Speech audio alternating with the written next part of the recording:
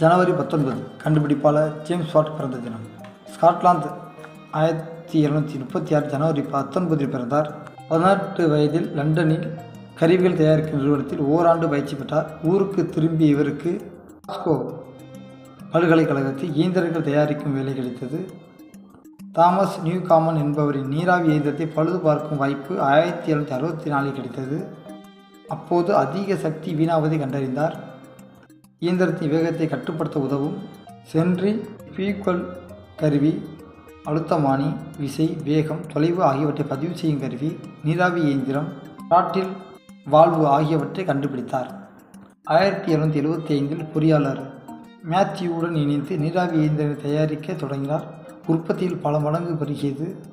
மின்சாரம் கணக்கிடும் அளவு முறைக்கு வாட் என இவரது பெயரை சூட்டப்பட்டுள்ளது. ஆராய்ச்சி கூடத்தில் அல்லாமல் இயந்திர பற்றையில் கண்டுபிடிப்புகளை நிகழ்த்திய வரலாற்று நாயகன், புரட்சிக்கு வித்திட்ட ஜேம்ஸ் வாட் பிறந்த தினம் இன்று.